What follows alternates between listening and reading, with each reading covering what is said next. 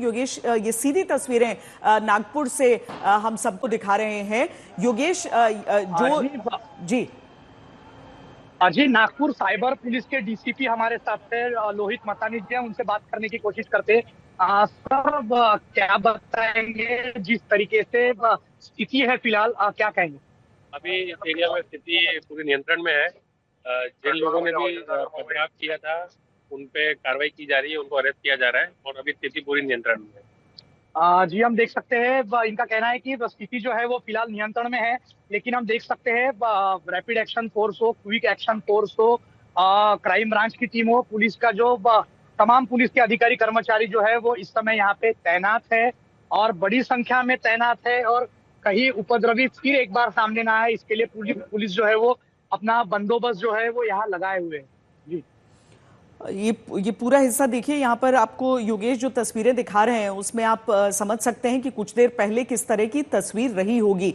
अब लोगों को घरों के भीतर भी रहने की अपील की जा रही है। धारा 144 लगाई गई, ये भी बताया गया हमें, जो कमिश्नर ने खुद ये बात बताई है। और साथ में इस समय जल्दी से जल्दी एक तो स्थिति को नियंत्रण में करना है, दूसरा अगर अफवाह की बात की जा रही है योगेश, अगर अफवाह फैलने की बात की जा रही है तो जाहिर है उसमें साइबर पुलिस की भूमिका बढ़ जाती है।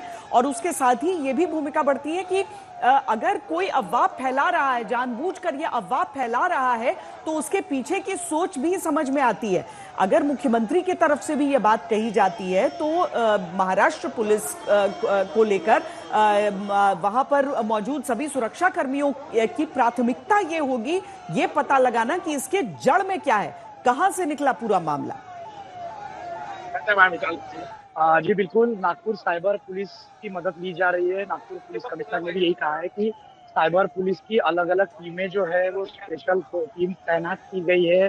जो इसके पीछे कौन है, कौन लोग थे, कहाँ से ये अफवाह फैली, इस सब बात पे जो है वो नजर बनाए रखेंगे, जिसकी मॉनिटरिंग की जाएगी। साइबर टीम के एक्सपर्ट जो है उनकी मदद ली जाएगी, सीसीटीवी सर्विलेंस की मदद ली जाएगी। और पुलिस ने ये दावा किया है, पुलिस के अधिकारियों ने ये दावा किया है कि उनके पास तमाम फुटेज मौजूद है कि कौन वो लोग थे जिन्होंने पत्थरबाजी की है पुलिस के ऊपर, कौन वो लोग थे जिन्होंने हिंसा फैलाई है। ऐसे तमाम लोगों के नाम और तमाम लोगों के चेहरे जो है वो पुलिस के सामने बेनकाब हो चुके हैं। इसीलिए एक एक कर पुलिस जो है उन लोगों को तलाश कर, ढूंढ कर अभी पुलिस के वैन में बैठाकर उन्हें हिरासत में लेने का काम जो है वो कर रहे हैं। फिलहाल स्थिति जो है वो नियंत्रण में है, लेकिन तनाव जो है वो इस समय बना हुआ है। जी, और ये अलग अलग समय की जो तस्वीरें हम आपको दिखा रहे हैं उस पर भी एक नजर डालिए कि रात 9 बजे किस तरह की परिस्थितियां थी। इस समय रात 11:30 बजने को हैं और इस समय की क्या परिस्थिति है। पुलिस फोर्स की तैनाती वहां पर आप दिख रहे हैं।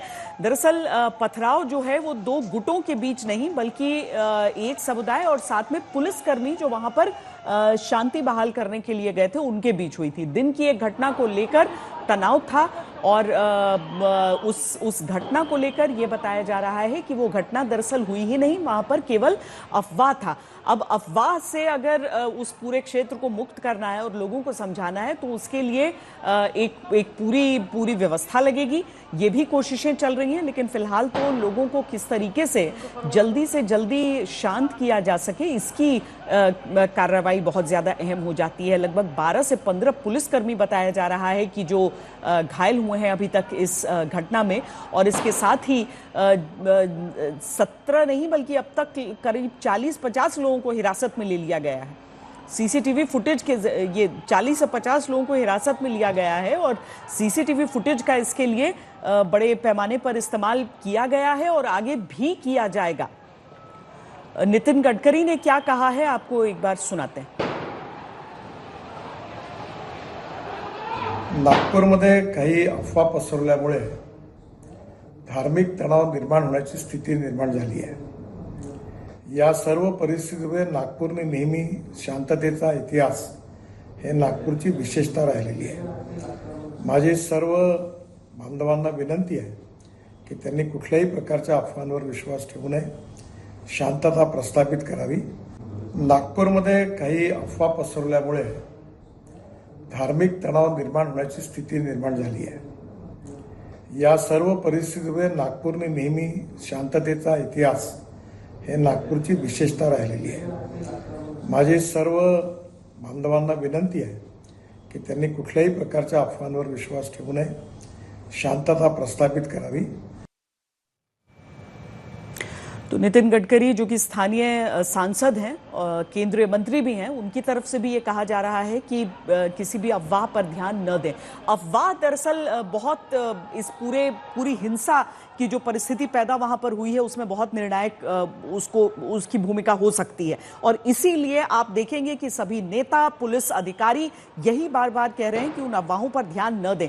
लेकिन ध्यान न दें के साथ साथ जरूरी है कि उन अफवाहों पर अंकुश लगाया जाए, वो अफवाह आगे न फैलें, क्योंकि अभी भी इस तरह की बातें कई लोग कह रहे हैं कि क्या हुआ जिसके कारण ये रिएक्शन रहा, क्या हुआ, या फिर ये कहा गया, ये दावा किया गया कि इस तरह की चीज हुई है, इस पर रिएक्शन बहुत ज्यादा हो जाता है। दिन के समय की एक घटना जहां पर छत्रपति शिवाजी महाराज जयंती से जुड़ी हुई कुछ सेलिब्रेशंस थे, उनके माल्यार्पण के बाद औरंगजेब के विरुद्ध वहां पर प्रोटेस्ट शुरू हुए, लेकिन औरंगजेब के विरुद्ध प्रोटेस्ट को लेकर कुछ बातें ऐसी कही गई जिसकी वजह से मुस्लिम समाज में बहुत ज्यादा भावनाएं भड़की, और उस कारण आप देख रहे हैं कि यहां पर हिंसा की यह स्थिति रही। अब हिंसा किसी भी सूरत में उसे टॉलरेट नहीं किया जा सकता है। किसी भी तरीके से पुलिस कर्मियों पर जिस तरीके से हिंसा की गई या आम लोगों के घरों पर जिस तरीके से पत्थर चलाए गए हैं, उसे बिल्कुल भी स्वीकारा नहीं जा सकता है, और इस कारण आवश्यकता है कि हिंसा पर भी अंकुश हो